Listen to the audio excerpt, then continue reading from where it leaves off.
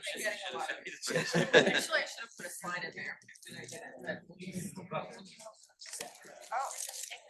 All right. So hi, everyone.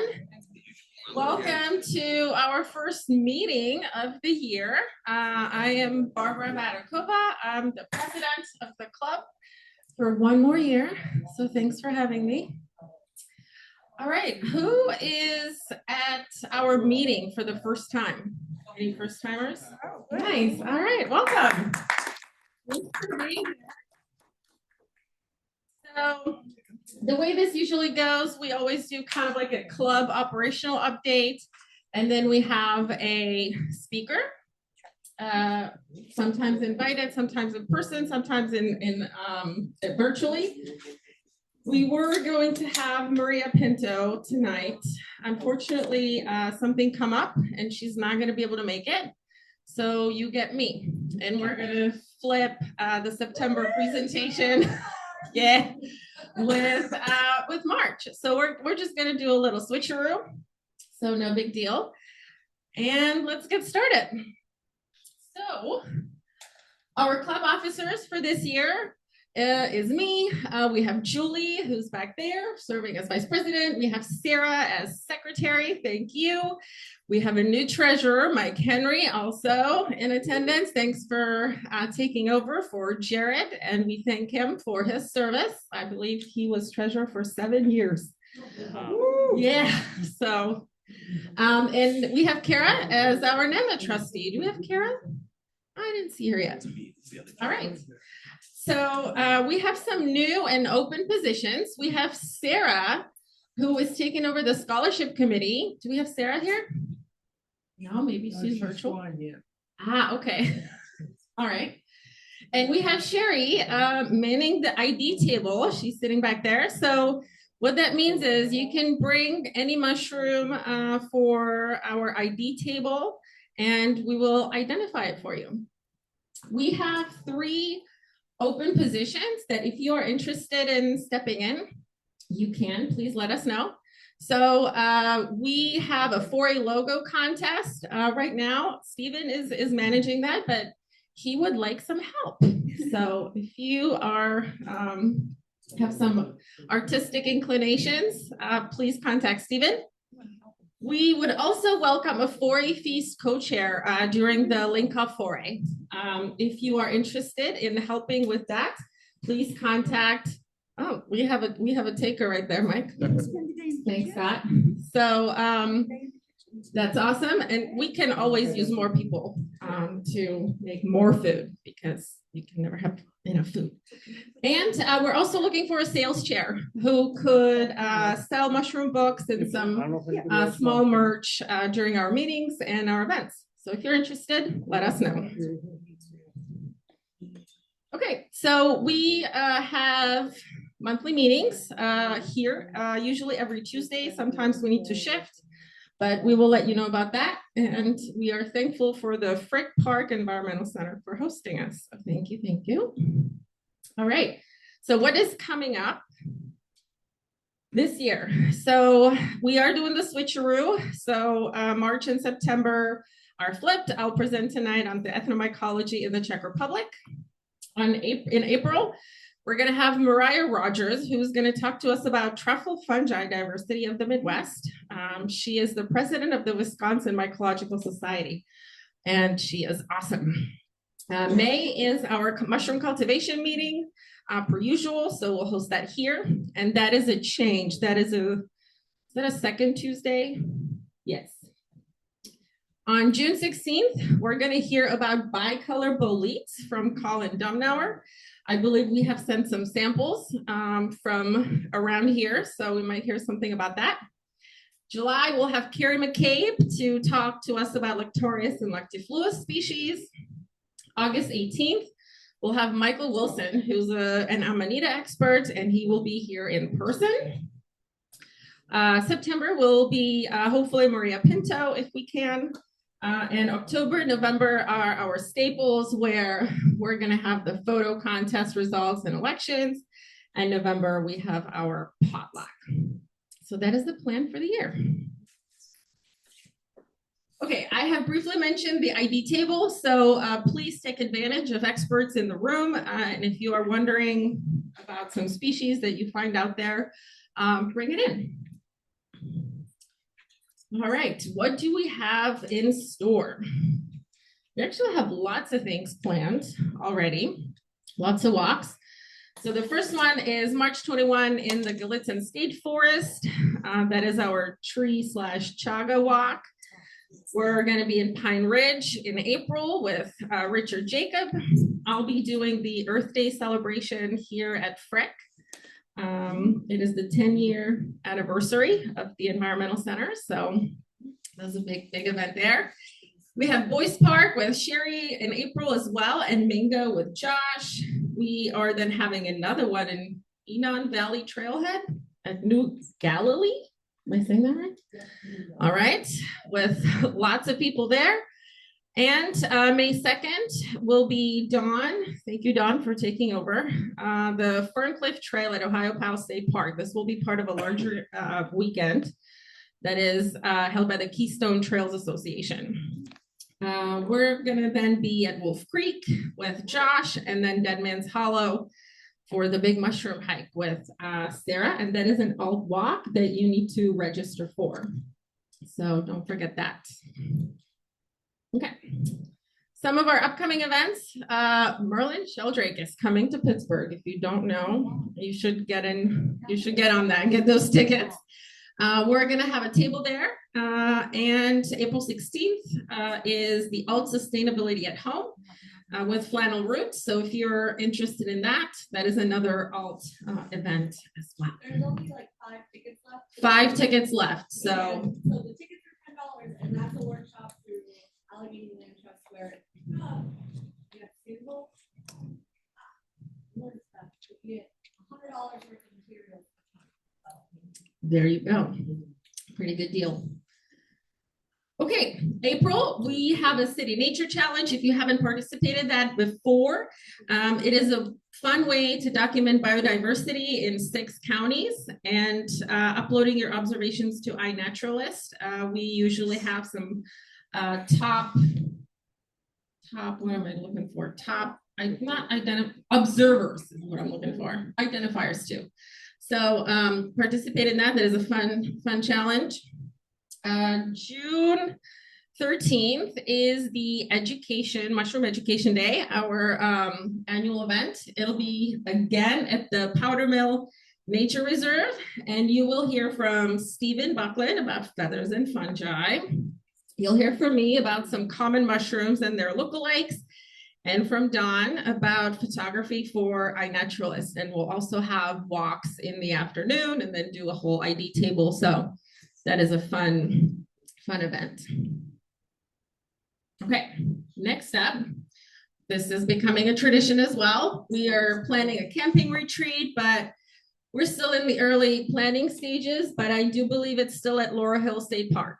Yes, Dawn is confirming that. So Dawn and John Plischke are working on that, and we will announce the dates soon. There are dates on the website, but those are likely going to change. But it's probably July, August. Unknown. Okay. July, August. Yeah. Okay. So we have some club activities that we want to tell you about. First one is we are still working on designating a state mushroom. The candidate is Ganador matsuge, aka the hemlock reishi or the hemlock varnish shelf. And if you are interested in helping in this effort, please contact members of the House Tourism, Recreation, and Economic Development Committee. If you just Google it, you will get lots of info. Oh, the tonight, that's not happening. Sorry, that's a copy and paste. Okay. Okay, we are also doing some housekeeping as a club. So we are going to be rolling out new email addresses. You might have already gotten a notification or an invitation if you hold an official WPMC role. So this helps us improve generally our operations, continuity, and security of the accounts. So The way it works is if you hold an official role, you should have an official WPMC email address. So if you don't, let us know, and we'll go from there. There's ways to set up forwarding, so you don't have to have like another inbox to check. But if you're an identifier, serve on a committee, you will get one. Okay. Big news, we have a new YouTube channel. So you can bookmark this. That's where we're going to be uploading all of the meetings and speakers. And we are currently in the process of uploading our old archived videos. So that'll be all up there. And you can revisit old talks if you don't make it. Okay, another big change is we have a new iNaturalist project. Right now, it only has 32 members. So if you're not a member, please join. This is the fastest way to get your iNaturalist observations identified by our identifiers and mycologists. And it's a lot easier because this is now a collection project. So you don't really have to do anything special. All you have to do is you upload your observation to iNat, and then if it matches the criteria, which is a fungus in Western Pennsylvania, it'll be automatically created. It'll be automatically added to that project. So, and the old one got renamed to Legacy. And that's how you'll know. And this is kind of the banner. It has the color logo, not the black and white one. So that's like an easy way to do that as well. So is it WPMC Western? Is that the name of it? That is the name of it. Yeah. Mm-hmm. Okay. Fungi. Linkafore, our signature event of the year.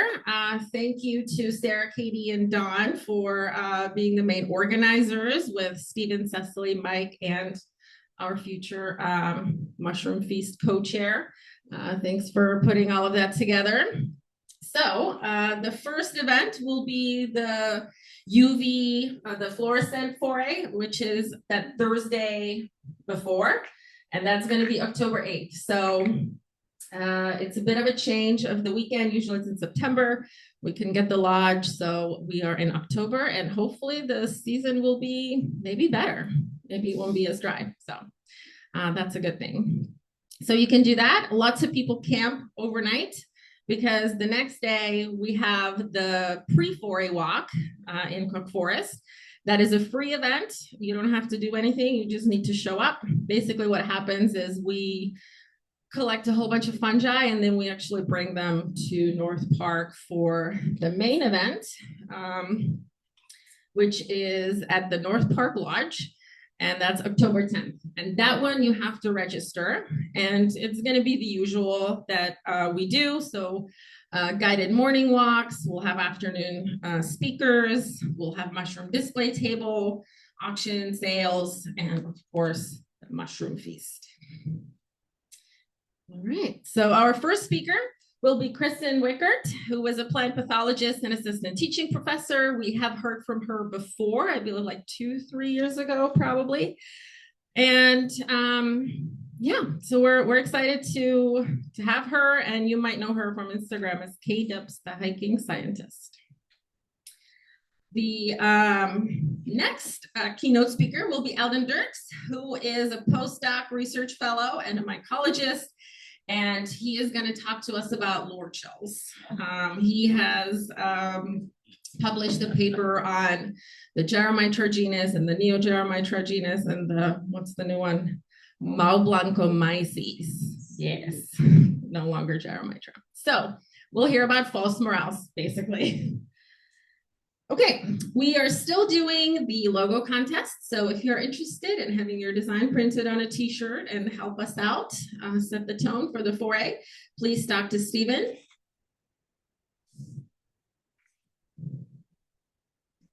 All right, membership report. So we ended the year with 652 members from 398 households. And we are now to 331. So if you haven't renewed your membership, please do. We are very grateful, as that is the primary income for the club. The newsletter is out. As a member, you get access to 5 newsletters, and you can submit articles, photos, news items, and other things to Cecily, who is coordinating the submissions. And that email address, that is wrong. So ignore that. That was just me on autopilot. So that is totally wrong. It's cfranklin@wpmushroomclub.org. Okay, we have some buttons to award tonight. Julie, you ready? Maybe. All right. So our Button ID program, if you're not aware of it, it is kind of a fun gamified way to advance your mushroom knowledge. All you have to do is upload your stuff to iNaturalist and then send the link of your research grade observations, which means they have been confirmed by somebody else, to Julie, who will then verify it, and then you'll get a button. Okay, so we have 3 to award. We have 200 for Marissa. Do we have Marissa? Marissa. We have John with 3,000 research grade. That's right. Yeah. So he has like 3,400, and that doesn't include all the novel species that like aren't down to species because he found them. So there's like even more than that. And Don had to make these special buttons for John and Kara, who have a ridiculous amount of mushrooms. All right. Come on, John. Come on, come on. Woo!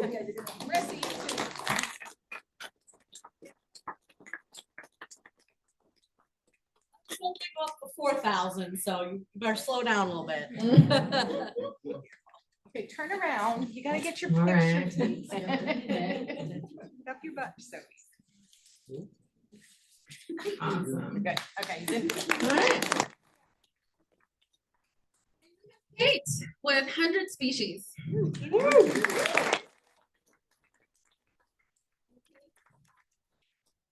Another one. There's one more. There's one more? Yeah. Oh yeah, we have Dirk Yeah. with 500 species. Congrats. Oh wait, sorry. I have to do this twice.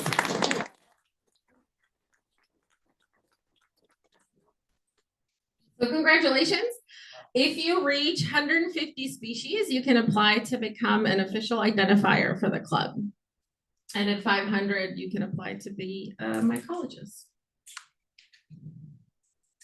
If you're interested in some merch, we do have a spread shop where you can get a whole bunch of things with the WPMC logo, and that also helps support us. So next up, we are going to hear from Mariah Rogers about the truffle fungi diversity of the Midwest. And she's also going to include a bit of a look at the Western Pennsylvania just for us. So I'm excited to hear from Mariah. One more thing, we have, if you haven't heard, there is a new publication, The Importance of Fungi, that a lot of us from this club have worked on, and it's sort of like 13 reasons why fungi are important. So Richard has some copies for you to take a look at, but the publication is free to download online. So all you need to do is just Google it. It's also in the newsletter, so let us know, take a look. Okay, I think that's it. Anyone have any questions? Can you buy a hard copy if you want a hard copy? Say that again? Can you buy a hard copy if you want a hard copy? A hard copy? Yes, today. Richard has them in the back. I don't know if they're for sale. The printing cost was $15. Yeah. Because I only got 10 printed. One for me after, where it's all Venmo you. Richard, I need one too. Yeah. Yeah. I was just gonna add the powder mill thing's a pretty cool thing if you haven't been out there. If you like hummingbirds, later in the season, they often run a capture and banding thing open to the public. So if you don't know where the place is, go on the walk and then come back and see the hummingbirds if you like birds. Oh, that's awesome. I didn't know that. only one species of hummingbird? Sorry? Yeah, kind of have an announcement. All right, go. Well, I guess like They weigh in, they sort of mention I the was fact, thinking they sort about of again see how doing they're another getting ready for lesbians Yeah. walk in April. If somebody, a club identifier wants to help me with that, that would be great. We could think about a day to do it, but I was thinking like early April sometime. So Cool. Let Becca know. Yeah, let me know. Let Becca know. Anything else? All right, well, let's do a quick switcheroo here. If you need a bio break, now is the time.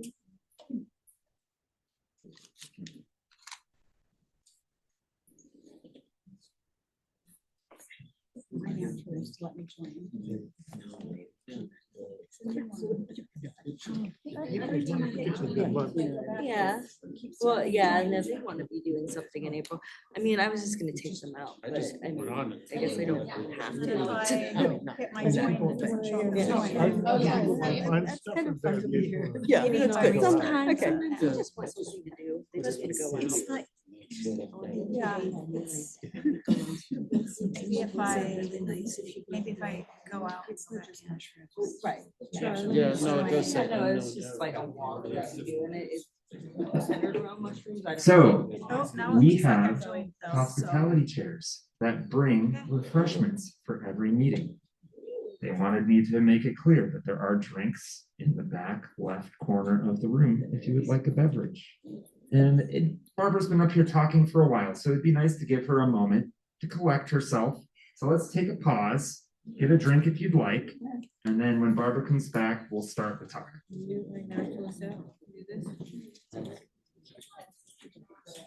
No, it's this, it's the, you gotta go to the project. I was gonna have you join any.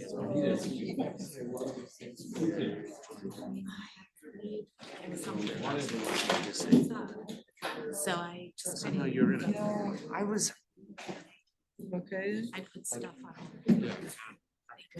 Someone could do. See if they even come. Any So I experience set that. with like designing t-shirts or printed shirts, because we have someone who can do that part of it. So like the main thing is just like corresponding with folks, like maybe advertising it through different channels, getting the word out there. Mostly just receiving the email submissions, organizing them and selecting a winner somehow. Typically just escalates everything. Yeah, no, Like that was an awesome. a little poll and sending it out to them. Thank you very much. So I chose the winner. We still have like 3 jars. Okay. And then it's just like sending the making sure the files are in the right formats. Yeah, Special for a while, formats that we I put it on dishes all over the world. It works on everything. No way. It really does. Thank you. I have to go use Barbara. Yeah. It's pretty simple. I think it's like basis. Yeah, I just. It's in there. But it's like a fermented. No, I appreciate the art, and I can answer emails. It's in there as one but of I the don't feedback know cards. much about design. But yes. I really don't know. I It's like have someone who has those calculated what's skills. like. You could go on and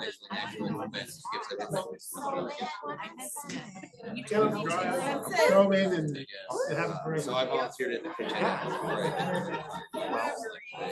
Think about it. Thing. Send an email. Okay. It's just. Here where there's houses. It doesn't smell like anything. Maybe basically like soy sauce. So their kids didn't. Basically slather it all over. So this is my. Your food, putting the microorganisms that fermented. So the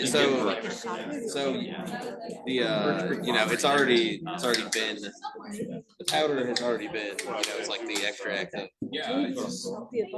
so it doesn't do anything active on the Oh, food. that's a Thursday night. Oh. But it's like, it's like the end product of, it's like the end product of this reaction or whatever.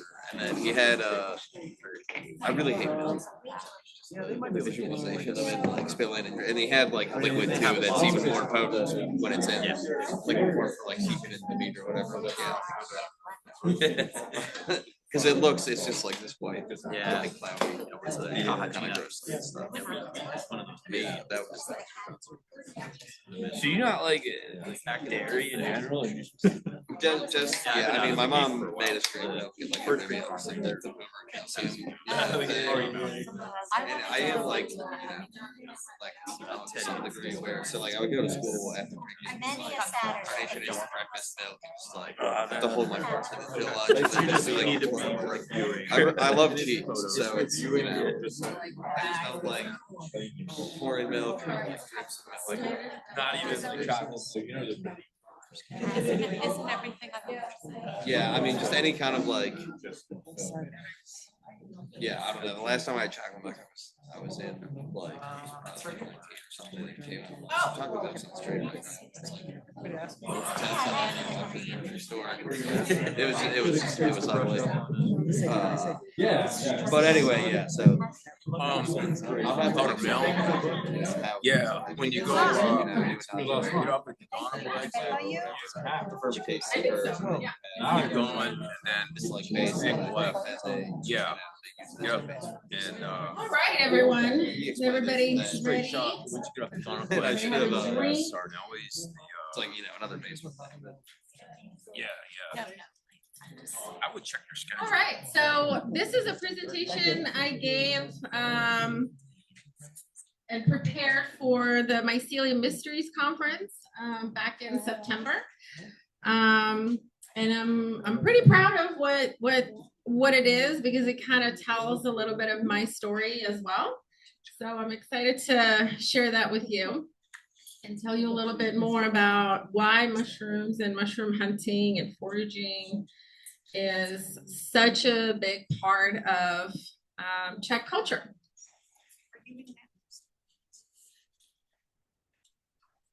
In the front slide, were you in any of those pictures? Oh, was I in any of those pictures? Hold on, let's Yes. see if I can go back. Oh, I can't go back. Oh, never mind. Hold on. There we go. Are you in? Are you in? Yes, I am in one of those pictures. That's the second one. Yeah, so I am the one with all the porcini in the front with the long hair. Yeah. And the first picture is my grandma in the woods with my mom. The third one is my grandma with a giant porcini as well. And yeah, and there's some foraged chanterelles. So, okay, so I am Barbara. Some of you may know me as Fungi Woman on Instagram.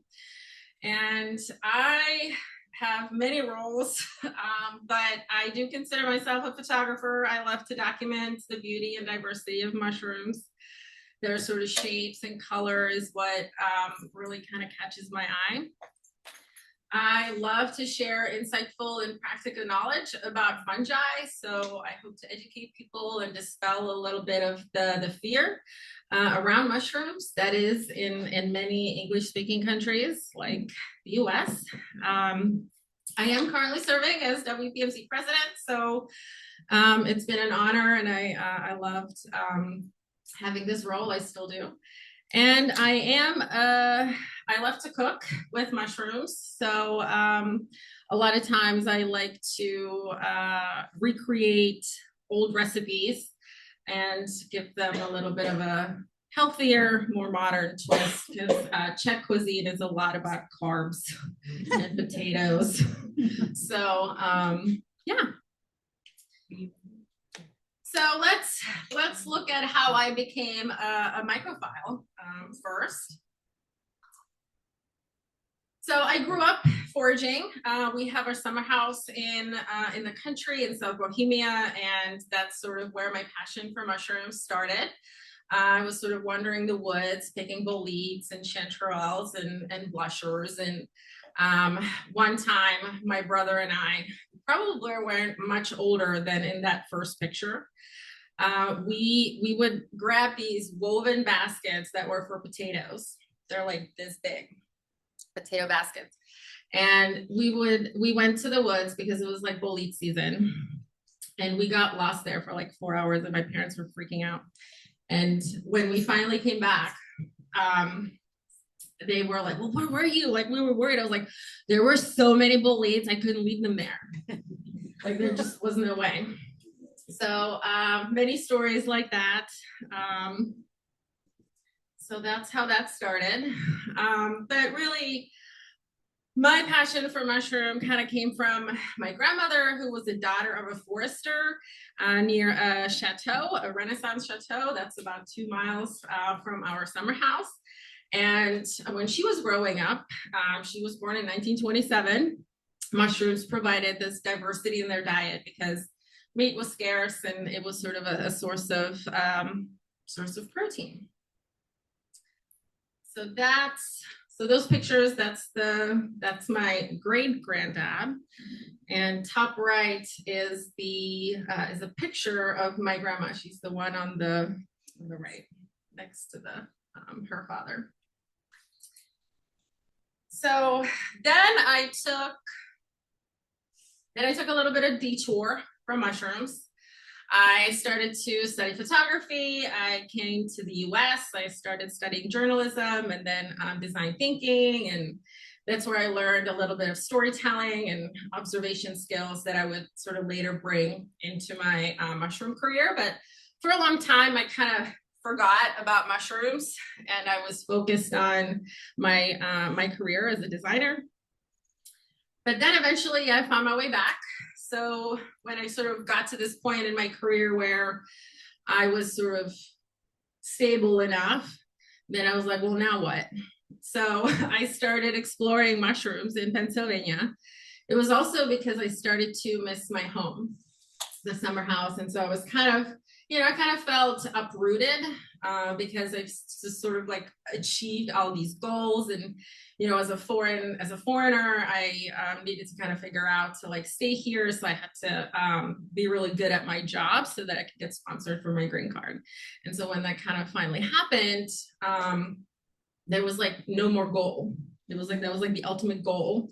And once I got that, the political situation also changed quite a bit. And so I kind of felt like out of place a lot.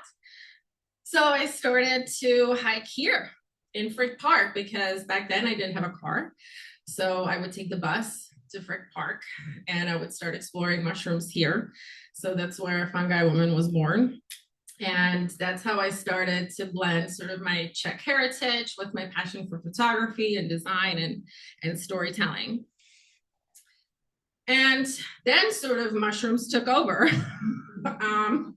So I, my Instagram, my social media sort of following exploded. I joined the Mushroom Club. I became an identifier, now president. Then I wrote a book and here we are. Mushrooms kind of took over and they kind of became a little bit of my purpose as well. So let's explore a little bit the tradition of mushroom hunting in Czech culture.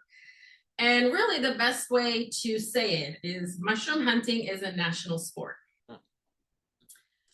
That's really the best way to say it. So over 70% of the population mushroom hunt, where like mushrooming literally rivals traditional sports in like popularity and community spirit. So when people come on Mondays to work, they talk about mushroom season.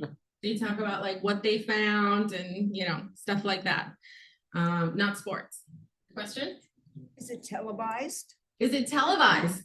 No, that is a secret spots. You'll hear about that in a minute. Yeah, so another cool stat is that Czech foragers gather over 60 million pounds of mushrooms annually. That's like 15 pounds per household. So yeah, and this picture is a traditional illustrator from the Czech Republic. So you can kind of see how mushroom hunting also starts to like permeate like general culture and that sort of time in the fall. But I like to think of mushroom hunting on these like 5 levels. So mushroom hunting is essentially, first and foremost, a human affair. Like us as humans are programmed to be mushroom hunting. So it is an ancient practice. It is one of the humanity's oldest food gathering traditions. And there's plenty of evidence across multiple cultures in Europe, Africa, South America, that prove that. It's also tied to this universal instinct of gathering and like searching, recognizing, and collecting. That's something that is ultimately just human, like humans do that. The other level is that it's a very much a personal affair. So it's tied to your identity. In the Czech Republic, it's very much part of a cultural identity because it is deeply tied to our culture as a whole, as a nation, but it's also sort of allowing individuals to feel connected to their heritage through this practice. On the other hand, it's a way to be connected to nature. For many individuals, it's a way to kind of have like to de-stress, have a personal connection to the forest, to the land, and it's you know sort of this like meditative kind of reset button that people experience on like a personal sort of individual level. Next level is in the Czech Republic, mushroom hunting is a family affair. It is very much something that families practice as a whole. It's a way to spend time together, to kind of foster close family connections and the sense of belonging. And it is very much a cherished tradition. So the picture of me, like top right, I think it's for you right too, is of me and my, I think, 3rd cousin, extended family. And they come every year to our summer house to mushroom hunt. So we kind of share that. It is also very much a tradition passed down through generations. So a lot of this knowledge is passed on to the younger generation, the kids, from their grandparents. So, because a lot of times children in the Czech Republic spend a lot of time with their grandparents because everybody is close and co-located, and it's a way to babysit. So kids learn how to forage safely and effectively, basically gaining valuable knowledge from very early on. And they get to experience it because they get to go into the woods with their grandparents. It is also a community affair. So the Czech Mycological Society, which was founded in 1921, is one of the oldest mycological societies in Europe. And it publishes one of the longest running mycological journals in the world. When I joined the Czech Mycological Society, my mom bought me the whole archive. It's like 8 boxes of this journal. I have not been able to like read all of it. It's probably something I'm saving for retirement. So yeah, lots to do. But also mushroom hunting is sort of visible through public events and exhibitions where community-based events like mushroom exhibits or kind of talks are just kind of part of this whole appreciation of mushrooms in the country. What does that say? Vista. Výstava hub, it means mushroom exhibit. Yeah, this way. Yeah. Is it an appreciation for all mushrooms or with a primary focus on the edible ones? Yeah, it's definitely a food focus, foraging for food. Yeah. My You'll people. understand why very soon. As to say, my people, yeah. Yeah. Okay, and it is also a civic affair. It's not uncommon when you go out into parks and sort of nature in the Czech Republic to see educational signage about mushrooms. Here, many times you will go into these spaces and you'll see educational things about animals and plants, but you'll see that fungi are often omitted, like they're not part of the story. That's not the case in the Czech Republic. So you kind of get to experience and learn sort of in nature, in context, which is really nice. One of the coolest thing is we have protected mycological reservations. So those are specific places in the Czech Republic that are protected because of the fungi that live there. One of them, the first one, Luční, was established in 1988, and it is literally in my backyard. It's near the town where I was born. And last year I had the privilege to meet with the person who established it. This person has been tracking mushrooms there for over 40 years. He has very meticulous records. And I don't know if you can see this very well, but so he literally goes there like during mushroom season, he's there probably every week, if not more. And he puts these like tents around and sign of it. And that way, like, get to like know what species it is. And it is really wild because it is home of the Rubrobolidis, lots of species from the Rubrobolidis genus, which are which usually like warmer temperatures than what we have in the Czech Republic. But it's this like bank of a lake that is somehow warmer and very special. It has like 300-year-old oaks as well. So very special place. Okay, so really you could say that mushroom hunting is in our DNA, but how did we kind of get to these like 5 kind of layers or levels of mushroom hunting sort of permeating the culture and sort of everyone? So first of all, mushrooms were considered meat of the poor. So in times of war and hardship, mushrooms literally nurtured families. So it was like a matter of survival because, and then those experiences shaped daily life and are sort of etched in that culture memory that sort of gets passed on from generation to generation.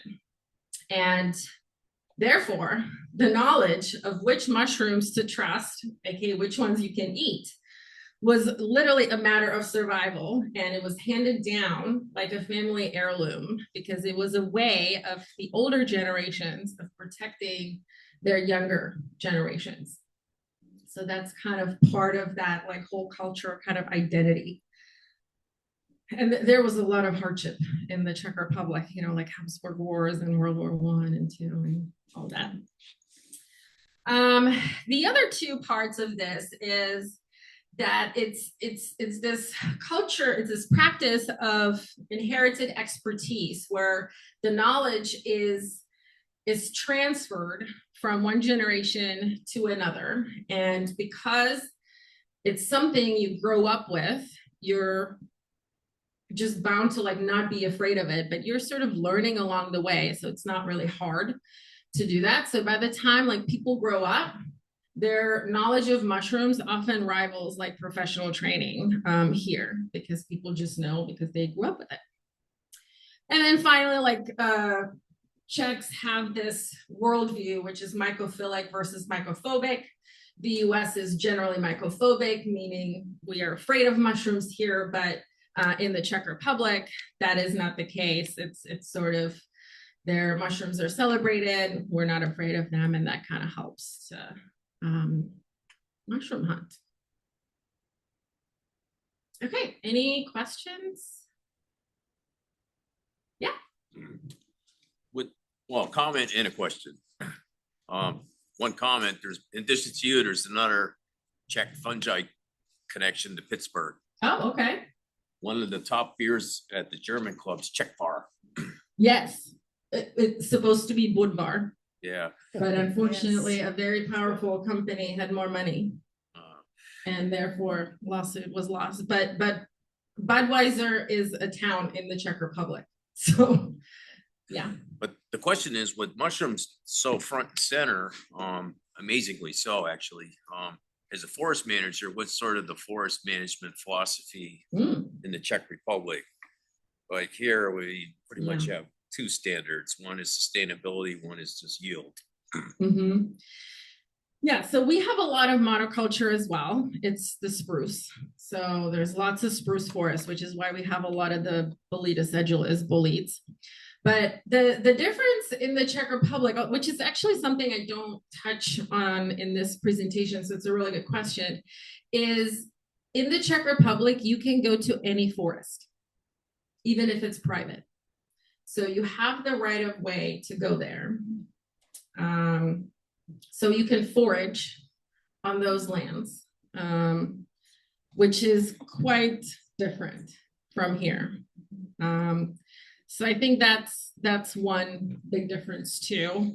I think, you know, there really isn't much of a conversation about like people destroying the forest or something like that to like preserve it, or like in terms of sustainability, because I think people generally have respect for the forest because it's something like, again, like they grew up with. Lots of families in the Czech Republic have like, they live in the city, but then they have a second home in the country, which is where their family usually came from. So, you know, shortly after like World War II, lots of families moved from the country to the cities, but many of those families still go back to their other homes, like what ours is the summer house. So, Yeah, if you drive through the Czech Republic, you'll see stripes all through all the different forests, because there's a whole plan of, well, it's not clear cutting, but they harvest lumber in a very organized way, and then they replant. Yeah, that's regularly. true. Yeah, yeah, they don't like cut down the whole forest. You'll kind of see like areas of it, but then the minute it's like next year, there's already like seedlings. Yeah, Kate. Could you please talk a little about how the school system impacts the children's behavior in the woods and what to do and what not to do? Or have you been exposed to that? To that? No, I feel like you're getting on something that I'm supposed to know. I grew up in Prague, so yeah, we had a park, but I think so. A lot of the mushroom knowledge comes from grandparents and families. I don't think we talked a lot about it at school. if I may. Yeah. Okay, so there are parks in Prague and many of them have good solid growths of wood, and you can actually find mushrooms.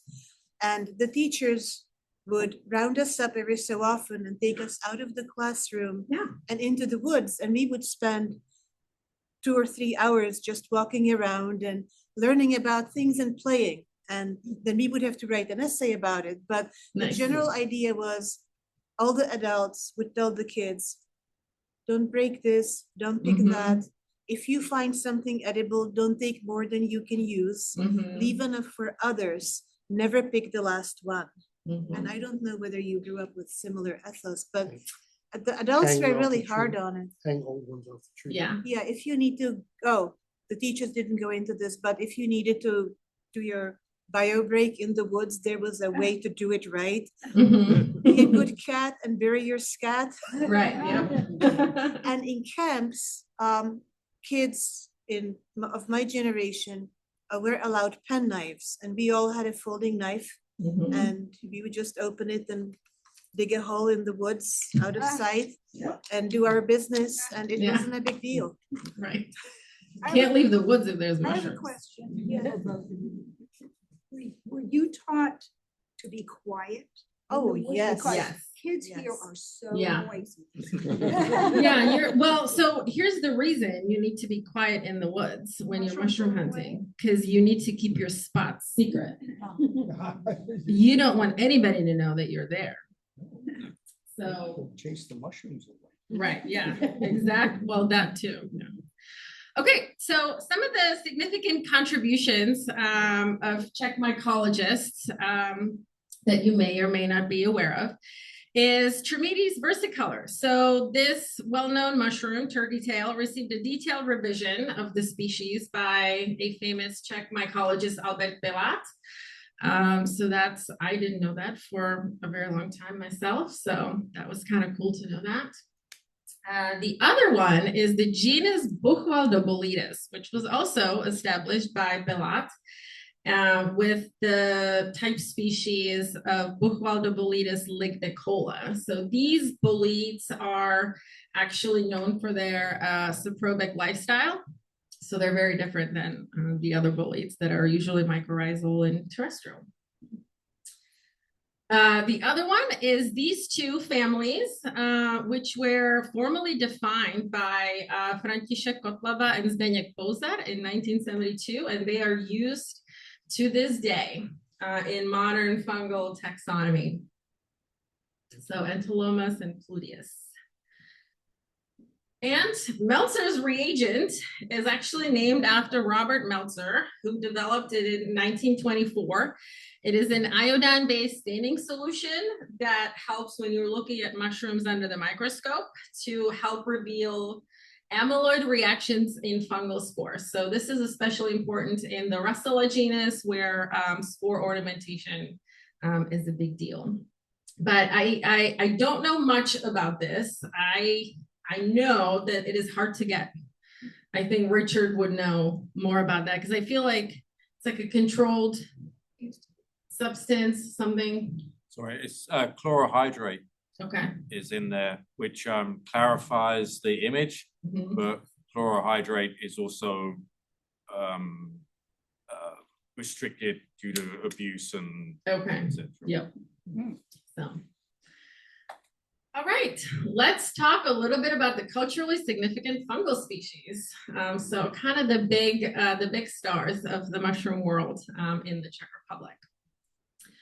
Number one is Boletus edulis, the king bolete porcini. In Czech, it's called hřib smrkový.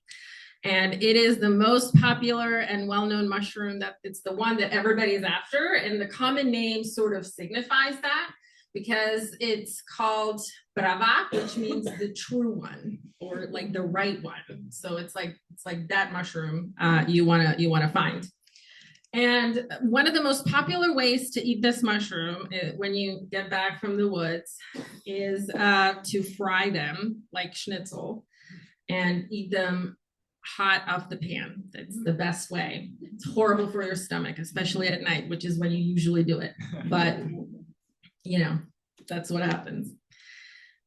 So we do have Boletus edulis here. In Pennsylvania as well.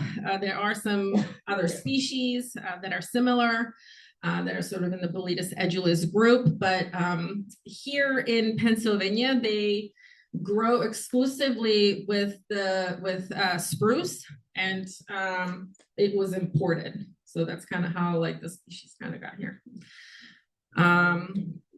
Okay, the other one, which is the one you don't want to find, it's kind of the trickster of the mushroom world, is Tilapillus phelleus, which we have here as well.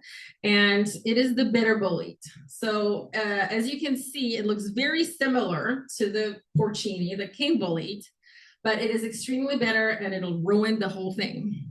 But some people collect it for medicinal uses, to make tinctures or powders, and they are supposedly helpful with indigestion or to relieve nausea. So yeah, sometimes when people get mad of finding this one, they will pick the mushroom and then they will stick it on a branch. Yeah, I don't know. It's like a voodoo doll. Yeah, it's like, right. Okay, so the other one, Scott's favorite, the red cracking bolete. We also have these here in Pennsylvania, and it is like, it's the consolation prize, but like not really. They grow in hundreds when they're out there. And it is literally the worst quality bolete you can pick because they're really flimsy And you can pick them, but they're also very prone to mold. So only like very young specimens should be picked, which that holds true for here as well. And the common name is called babka, which means grandmother, because it's sort of evocative of the wrinkles on a grandmother's face. So yeah. Okay, one of my favorites to eat is an Amanita rubescens, aka blusher. So it is the most popular edible Amanita. Unlike, the psychoactive red fly agaric, this one is totally edible. It has to be cooked well, though, and if you want to enjoy the meaty texture, my favorite way to prepare these is to just saute. Yes, caraway seed. That is like the spice for Czech cuisine, by the way. So yeah, it's delicious, especially with some like really good rye bread. But it is only definitely for seasoned foragers because it is in the Amanita genus. Amanita genus contains a lot of toxic species, so you really have to know what you're doing. We do have these here. We have the Amanita ameri rubescens complex. There's, I think, like currently 11 still undescribed / unnamed species that we know based on DNA. So I've eaten this one once here. I don't think I'll do it again, but nothing happened. But it is definitely like Alan Burgo eats those as well. He's the forager chef, so he definitely eats those. I did my research, but they do look a little different here. They're a little bit more brown. They still have the characteristic blushing, which is why they're called blushers. So when you slice it open or the flesh is disturbed, it'll turn that red, which you can kind of see at the bottom of that big one. So that'll happen, but they stain very slowly. And it's also not uncommon that they would grow together with the poisonous ones. So this is really, you got to know what you're doing. Okay, this one, another one, Craterellus corticopioides. Here we also have a sister species here in Pennsylvania. It's called Craterellus phallax. It is the black trumpet. And those are delicious, delicious mushrooms. So they have this deep umami flavor and they are very dramatic looking. The French call them the trumpets of death. And this is because they are connected to this All Souls Day, which it's like November, it's early November. And basically the lore, the legend is that the dead would use these mushrooms to alert the living to ask for help reducing punishment for their sins. So that's why they're called trumpets of the dead. And they are choice edibles. They are in South Bohemia. They're used for a Czech Christmas dish. And you can also make this like fake duck blood spread, which is apparently a very traditional thing to do as well. But they're delicious mushrooms. Okay, the other one is the yellowfoot chanterelle, which is Craterellus tubiformis. This one we have here as well. They grow in Cook Forest. I have found them before. They are super tiny, but they grow in large numbers as well. And if you happen to find a lot of them, goulash is a really good way to eat them. It's like a paprika-based broth with the mushrooms in there and cream, and then some bread. You're set. It's basically the ultimate winter comfort dish.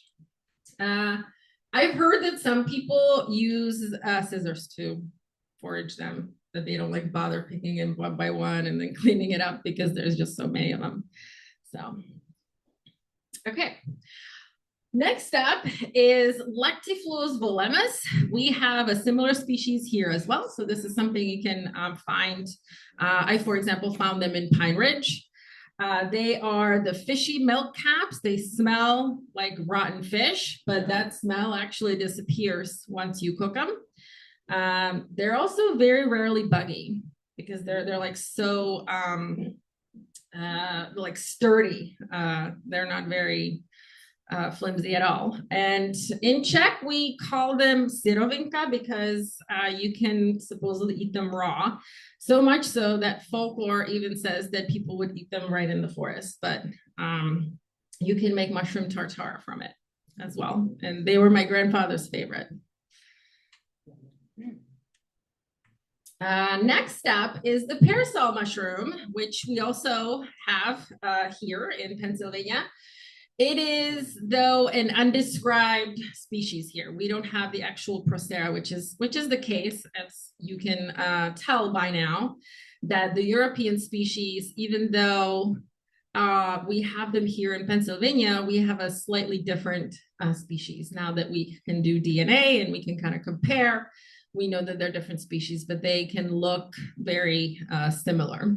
Have similar morphological features. They can also share a sort of ecology as well, habitat. But this one is a popular mushroom. It's also a one you can confuse with an amanita.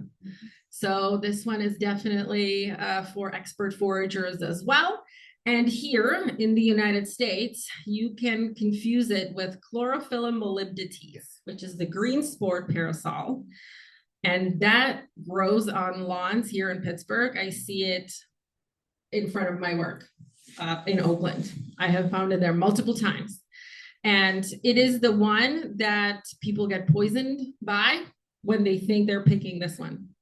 So, but you can really tell the spores when the mushroom is mature, just like in that picture, bottom left, you will see the green tint fairly clearly, which the parasol mushroom will not have. A popular preparation is to like literally bread and fry the whole cap like a schnitzel. You can also like stuff them when they're not fully opened. So that's like another cool way to eat them. Yeah, question. Just so I'm clear, so is it the macro, the Don't know. That's a name I haven't heard before. Last I figured it out was like we had an undescribed species, but maybe the Plishkis have an idea. Yes, we do. Yes, so that's the one.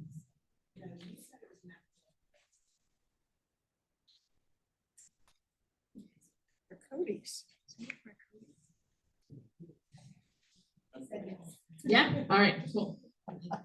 Okay, and last one up is the Stabur stalks. There's many species of Stabur stalks in the Lycinum genus.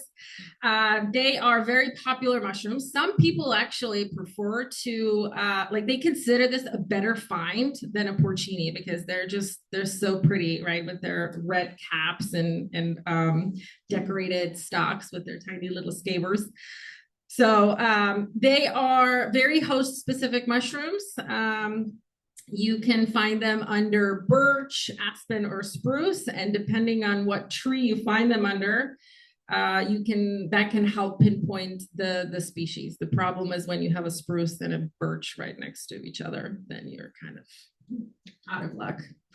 And I think DNA is also historically difficult for these. There's like a reason. I think we have a very complicated infographic on the website that sort of explains why, if you're curious. In terms of edibility here in the US, there's a story that's been perpetuated that sort of led to this idea that these are toxic mushrooms. I think it happened from like a collection in the Rocky Mountains where some people ate them and then got sick. And I think the story there is that they didn't cook them well. So this is a mushroom that is mildly toxic when raw. So a lot of people will choose to dry it first and then, eat them later, or you just got to make sure you like cook it for like 20 minutes at least. Okay. Yeah, question? Were all those photos and dishes yours that you took and made? Yeah, they look excellent. So. Yes, thank you. Okay, so mushrooms in Czech culinary heritage. So yes, the interest in mushrooms in the Czech Republic is about eating. Surprise. It's all about the food. So there's a huge line of cookbooks. These are some of the most traditional ones. The Czech Mycological Society actually helped popularize lots of mushroom recipes through their sort of activities. And the early mushroom cooking classic, which is the black and white one, is from 1947 and is one of the earliest mushroom cookbooks out there. And it has really funny illustrations, if you can't tell. So, the title, Cooking from Mushrooms. All right, so everybody knows this one. Sorry, a little behind. The mushroom dill soup from poached eggs is a very traditional mushroom soup from South Bohemia. Some of you may have tasted it at our Linka Foray. And if you want to taste it again, come to the Linka Foray. I will be cooking it again. It is a amazing blend of dill, dried mushrooms, vinegar, and eggs and mushrooms. It is quite delicious. Thank you. The other one is a mushroom potato soup with barley. So this is another traditional soup that a lot of people will make. It's a bit heartier, although it doesn't have eggs. But it has the typical kind of flavors of marjoram and caraway and root vegetables, which is kind of the basis for a lot of Czech cuisine. And you got to have the carbs with it. So lots of bread. This is a dish that's the Christmas traditional dish that is served at lunch on Christmas Eve.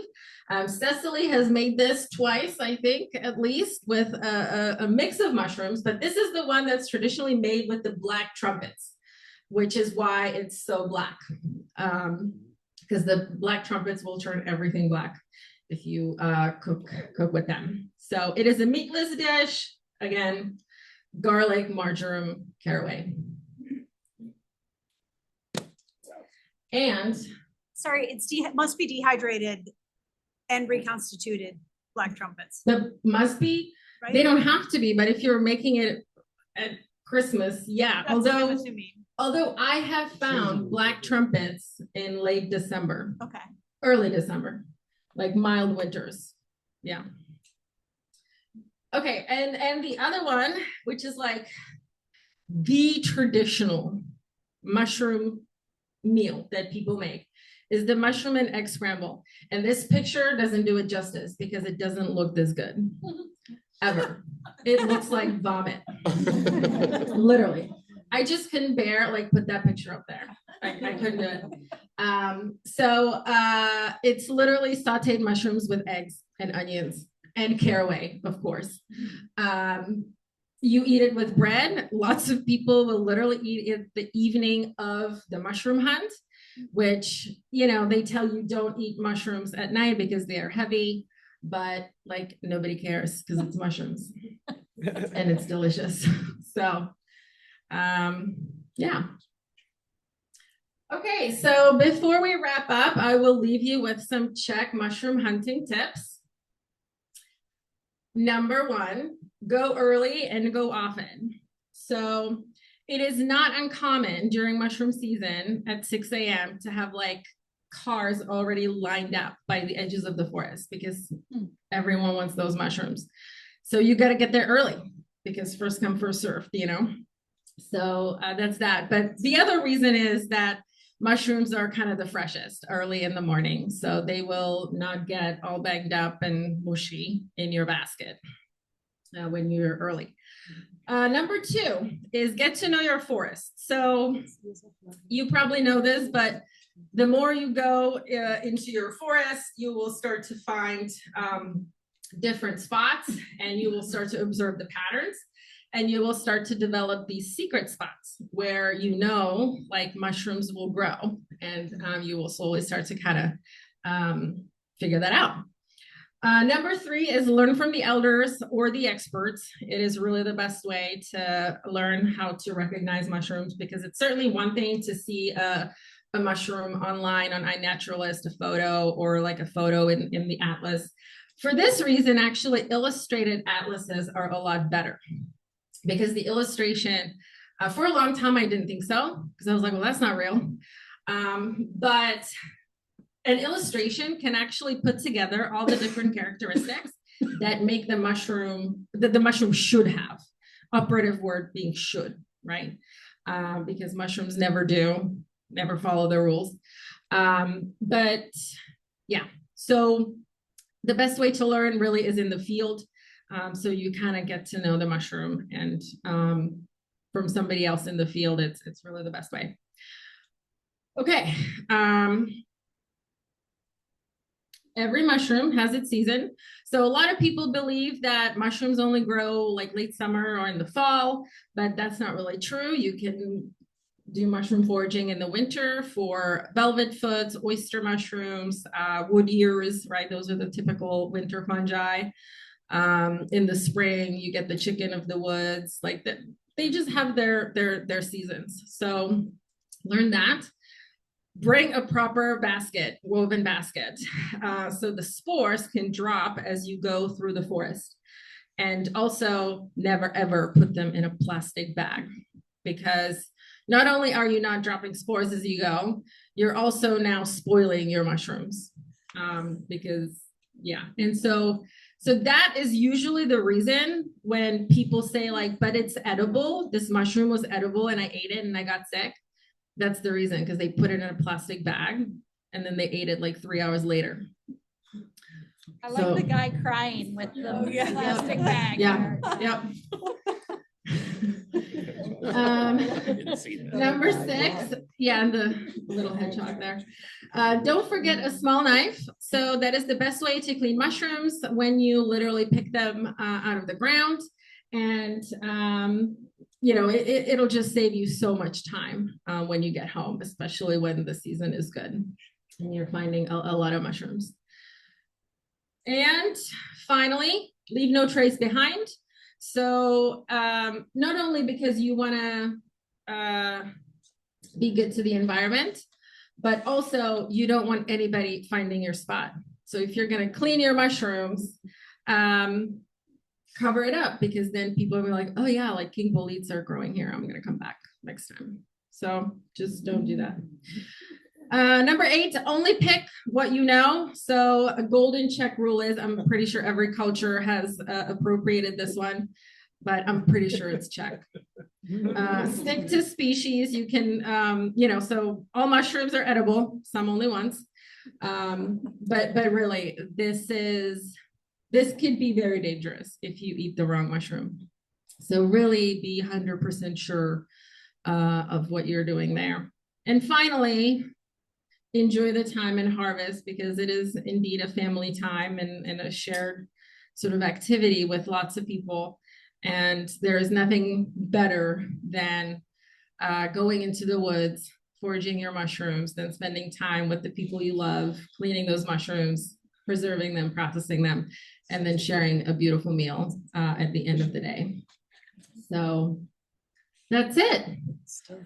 If you want to know more how to safely identify, forage, and cook wild fungi, I did write a book. It sort of walks you through these 3 introductory chapters about fungi.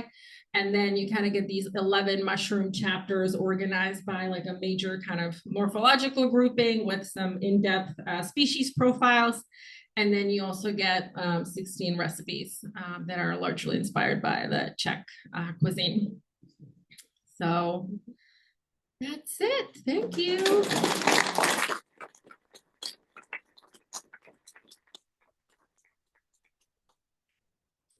Take questions if you have any. You go back every summer? Then Don, yes. So I go back twice a year. Sometimes I'm lucky 3 times a year. And yeah, I spent August there, and then December through like the first week of January. And yeah, was like 3-4 years ago for the first time when I came home, like I think end of November, and I went to the woods and I found troves of yellowfoot chanterelles. Like that has never ever happened to me. So yeah, I'm lucky enough to like be able to go back there. Don. You have a tradition of basket making in addition to. Oh, tradition of basket making? Yeah, absolutely. Yeah. Yeah. Lots of people in the villages would make their own woven baskets in like different sizes, all the way from like some of the like teeny ones to like all the big potato ones. And they are made from willow Saplings. something. Yeah. Yep. Sprigs. Yep. All right. Yeah. The woods, kind of more even age stands and not a lot of deadfalls, so you don't see things like chicken mushrooms. True. Yeah. So I have only found like chicken of the woods in the Czech Republic. Well, I didn't really know about chicken of the woods until I came here. So that is not like a big mushroom back in the Czech Republic. That's more like an expert mushroom. Because yeah, a lot of the forests are taken care of because they are for lumber. So you will not see a lot of like fallen, like dead wood, which is what the chicken of the woods likes. Yeah. Or a tree that will be. That's interesting, yeah, sort of a Czech niche. You didn't say anything about morels. Yeah, I know. Is there no morels? It's like, it's not really a thing. It's not a thing. Okay. Because yeah, again, morels found out about them when I came here. Okay. Yeah, because the tree So has to go. morels like warmer weather. And so they only grow, and they like specific geological conditions as well. And Okay. they only grow in southern Moravia in the Czech Republic, which is like 250 kilometers away from me, which is probably not that bad in terms of driving here in the US, Right. like what we're used to like Yeah. doing here. But in the Czech Republic, that's like across the country. Like you just don't do that. Well, it is across the country. Yeah, it is. Yep. Yeah, morels are not a big thing, but if you are an expert forager and you know the spots, yeah, you forage for morels. But I was finally able to convince one of the social media influencers from the Czech Republic who knows like some of these morel spots to like take me to a secret place so I could take a picture of a Czech morel. And we found one. It was a very sad one, but it was one. Okay, even when you were a child, you didn't go in the springtime No. looking for Mm-mm. morels? Okay. No, so when I was growing up, like mushrooms were a thing of like the summer and the fall, Okay, never in the winter or spring. Yeah. thank you. It's very Vermont-like. Yeah. Their boletes are kind of king, and I started there with the French Canadians. Okay. So, They have vowels.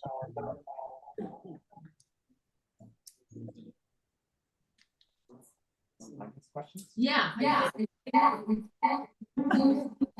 Someone in the room on Zoom that unmuted. Maybe we can try to see if you post your question in the chat. It's that up top.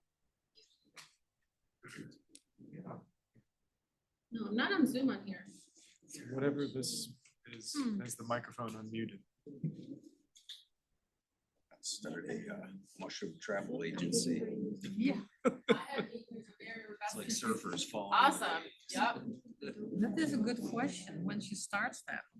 Thank you. Are toxic mushrooms more or less prevalent in Europe?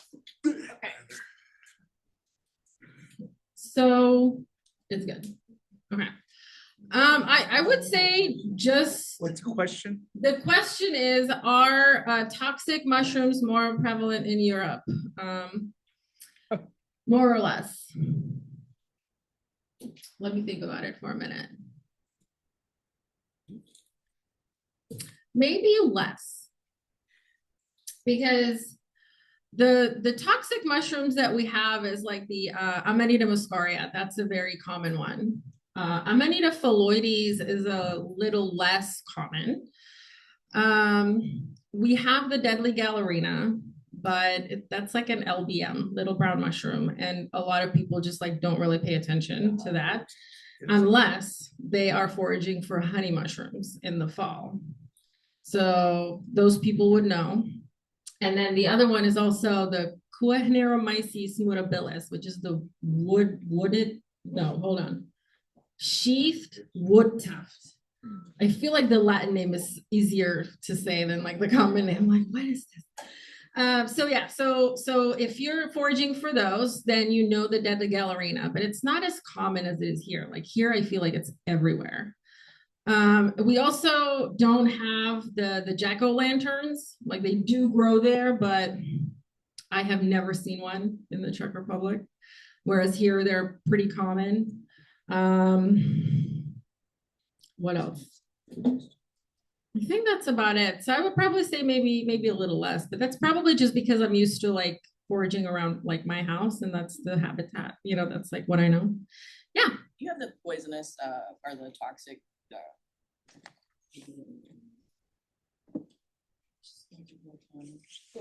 like you have the yeah, that's a good one. We actually have the orange poisonous Portinarius, the Orellani group. It's like the mafia, yep. So we have that one, but again, like you don't hear about people like getting poisoned by those because like people don't, they can just, I guess they're better trained like distinguishing them. I was gonna say, I had a question born of ignorance. Czechratka. Czechratka, yeah. Is that Epexillus? Because yes, yes. Czechratka černohůňata is the Paxillus involutus. Okay. No, it's Tapinella atrotomentosa, that one. The one that looks like the bay bolete. We were picking the ones which were kind of vase shaped. It was a consolation prize mushroom. Oh, okay. I don't know. Actually eat them.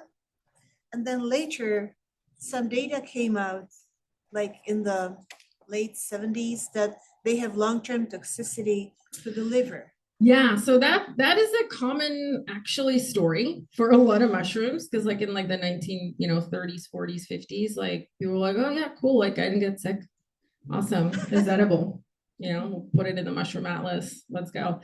And then like science came and they figured out that like long-term studies and stuff like that.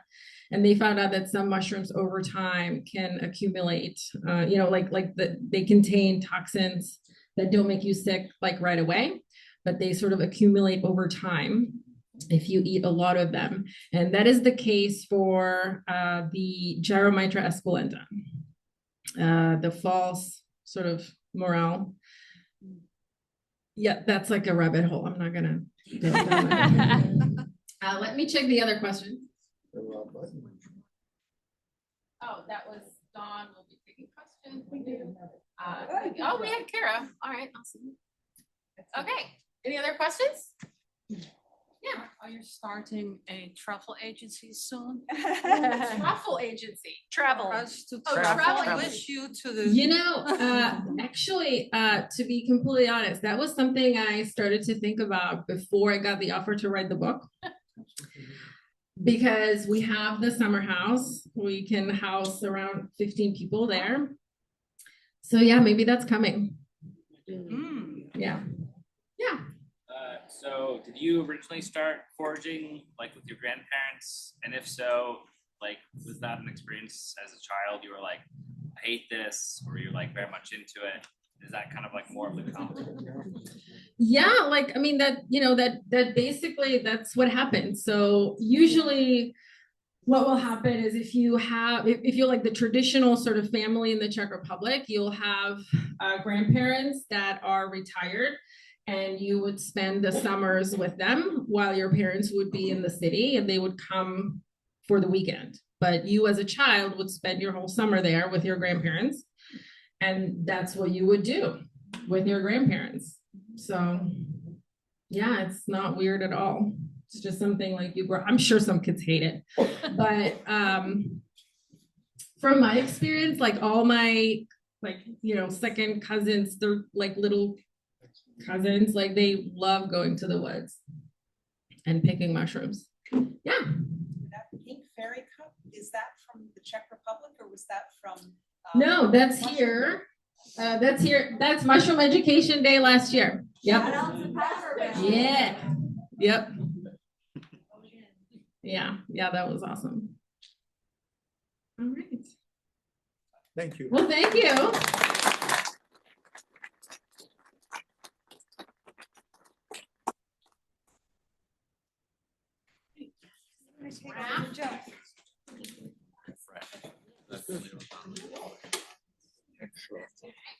Go on first.